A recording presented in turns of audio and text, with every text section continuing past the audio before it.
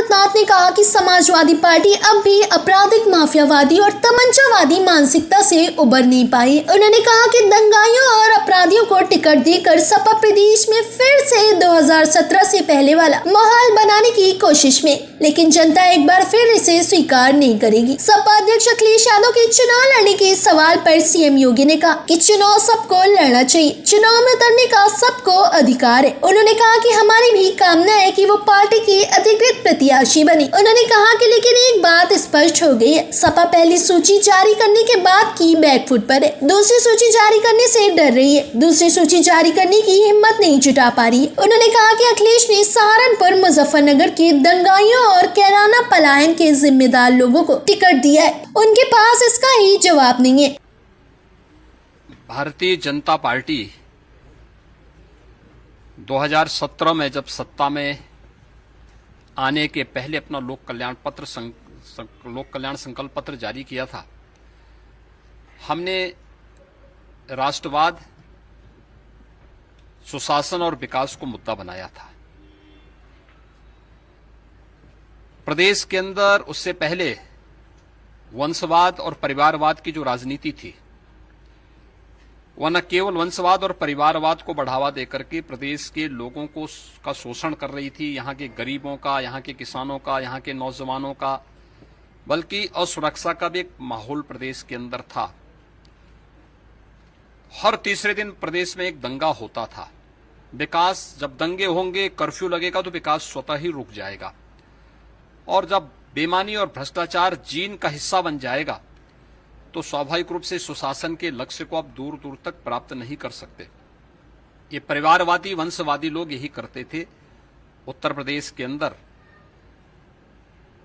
पिछले 5 वर्ष के दौरान हम लोगों ने प्रदेश के अंदर सुरक्षा का जो एक बेहतर माहौल दिया, एक भी दंगा न होना, प्रदेश के अंदर बिना भेदभाव के नौजवानों को नौकरी मिलना, हर गांव, हर गरीब, हर किसान, हर नौजवान, हर महिला तक शासन की योजना पहुंचाना, बेटियों की सुरक्षा के लिए एक बेहतर माहौल देना और डेवलपमेंट के बड़े बड़े कार्यों को आगे बढ़ाने का कार्य।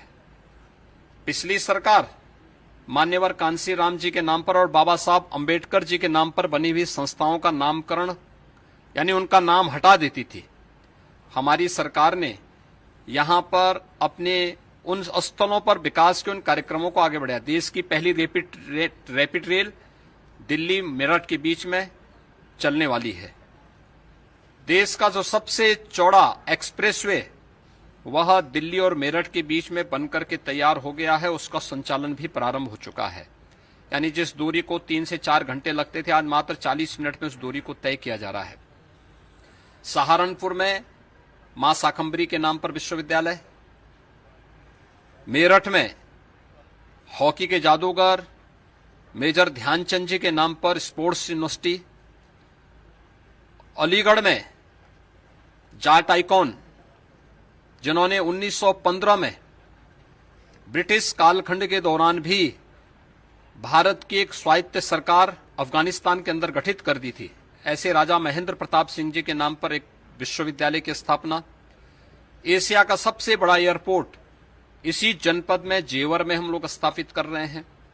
डिफेंस कॉरिडोर का नोड एक अलीगढ़ में और आगरा में भी है।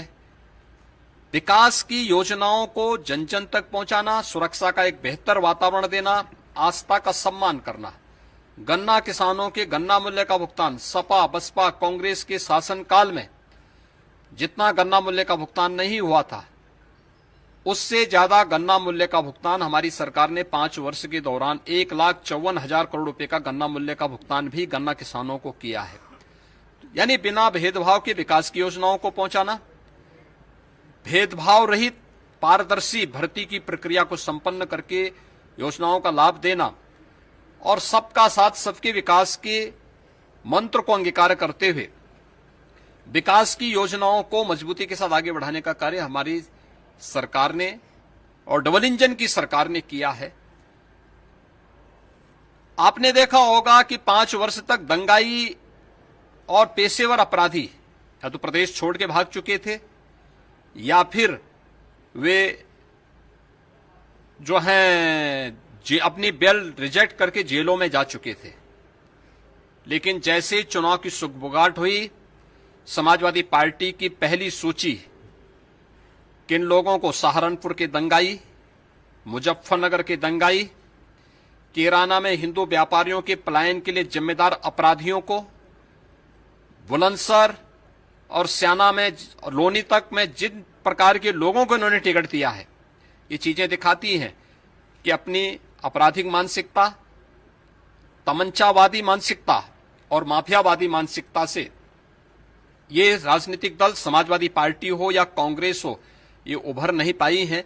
ये प्रदेश के विकास को बाधित करने के लिए, प्रदेश में फिर से माफियावाद लाने की दिशा से इस प्रकार की शरारतपूर्ण कार्रवाई कर रहे हैं।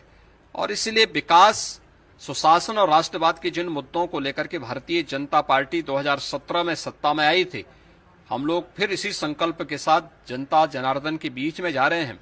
2017 में भारतीय जनता पार्टी ने जो कहा वो करके दिखाया।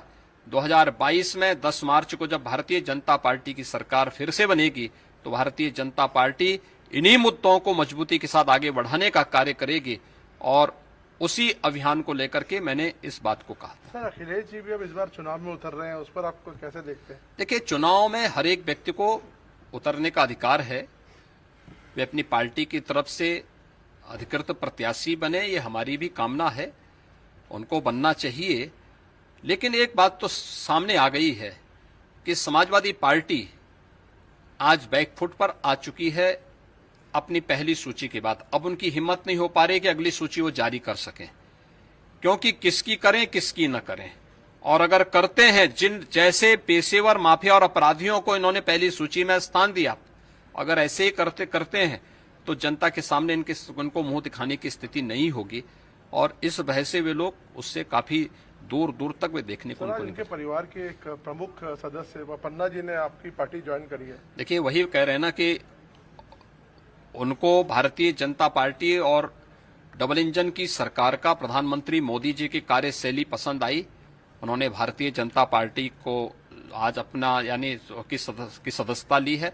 हम उनका स्वागत करते हैं और हमें विश्वास है कि अपर्णा जी भारतीय जनता पार्टी के साथ मिलकर के इस बृहद परिवार का हिस्सा बन करके भारतीय जनता पार्टी को मजबूती प्रदान करने और अपने सामाजिक सेवाओं को इस मंच के माध्यम से आगे बढ़ाने का कार्य करेंगे। Thank you. धन्यवाद।